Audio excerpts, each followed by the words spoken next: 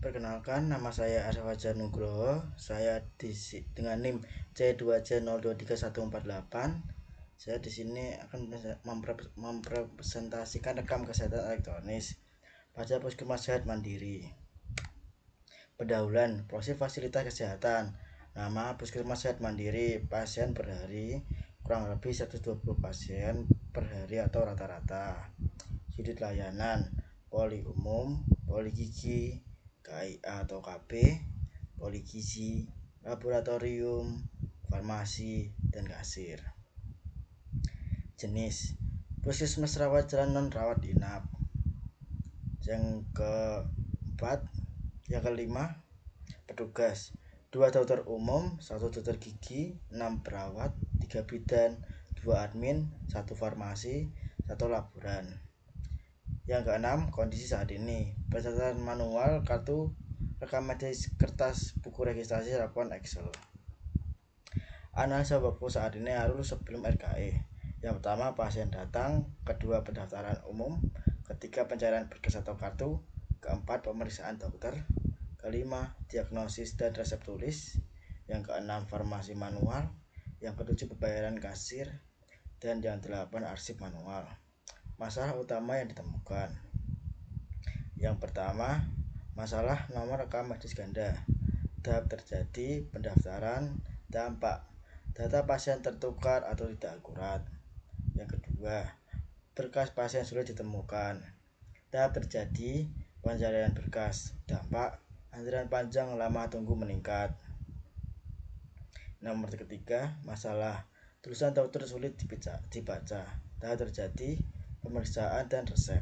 Dampak kesalahan pemberian obat medication error. Yang keempat, data tidak terintegrasi antar unit. Tahap terjadi farmasi, kasir, lab. Dampak duplikasi input, potensi kecurangan. Yang kelima, laporan bulanan dibuat manual di Excel. Tahap terjadi pelaporan. Dampak return error, tidak real time, lambat. Desain usulan RKE, modul dan alur sesudah RKE. Modul pendaftaran pasien. Input data pasien, NIK cetak nomor antrian. Modul pemeriksaan dokter atau perawat, anamnesis, vital sign, swab digital.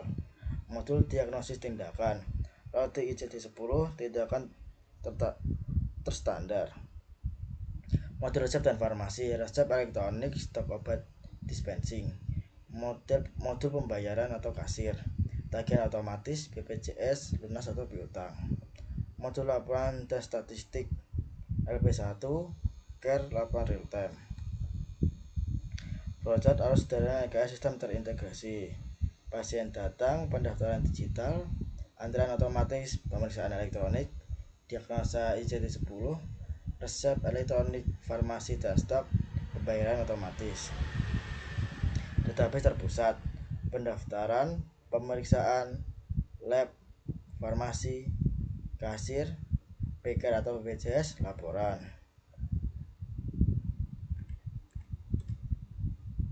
Aspek sebelum RKE manual, pencarian data sebelum RKE manual 5-10 menit, setelah RKE otomatis kurang lebih 10 detik. Duplikasi data sering terjadi, tidak ada validasi NIK. 5. Standar data dan keamanan informasi. Standar data yang wajib diterapkan. Jenis data, identitas pasien, contoh standar kebutuhan, NIK 16 digit, nama rekam medis, format, PKM, XSS, YY, MM, DD, nama lengkap, dan tanggal lahir. Diagnosis, kode ICD-10, misalnya A90 dengue fever, C06.9 ISPA, wajib konsisten. Obat, nama generik, standar, dosis, mg atau ml, frekuensi, durasi, route pemberian. Laboratorium, nama pemeriksaan, EG, HP, GTS, nilai hasil, satuan G atau DL, MG atau DL, nilai normal. Pengguna sistem, role admin, dokter, perawat atau bidan, farmasi, kasir, kepala puskesmas. Resiko keamanan data pasien, kebocoran data breach, NCC database AE256, HTTPS firewall, akses tidak terautorisasi, autentikasi two factor, log aktivitas user, session timeout. Kehilangan data, backup otomatis harian, UPS, server cadangan kepatuhan UU nomor 17 tahun 2023, kesehatan dan PP rekam medis. Terkait dengan EA dan data mining kesehatan. Potensi data RKE Puskesmas untuk mendukung riset kebijakan dan tugas akhir. Data dari RKE, data diagnosis ICD-10.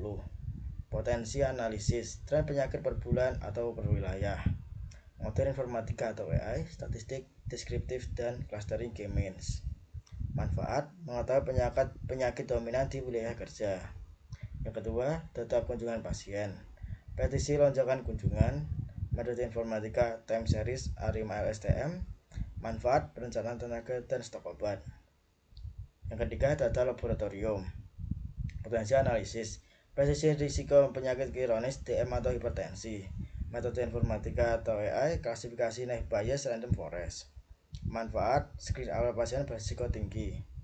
Yang keempat, data obat dan resep, analisis pola menggunakan obat, associating rule meaning a priori, pengendalian stok dan rasionalisis obat.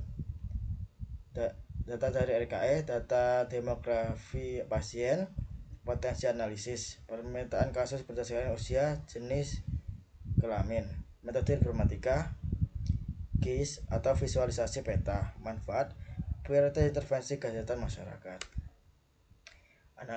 Analisis keputusan dan strategi implementasi. Kesiapan puskesmas, cukup siap dengan catatan SDM perlu pelatihan minimal 2 minggu. Yang kedua, perlu pengadaan 10 unit komputer dan jaringan LAN. Yang ketiga, komitmen kepada puskesmas sangat krusial. Kepala puskesmas sangat krusial. Model prioritas pertama, tahap 1, bulan 1 sampai 3, pendaftaran pasien elektronik, model pemeriksaan dokter swab, alasan, volume terbesar, dampak antrean langsung terasa. Strategi implementasi bertahap, fase pertama, bulan pertama sampai ketiga, pendaftaran pemeriksaan. Fase kedua, bulan 4 sampai 6, farmasi dan kasir.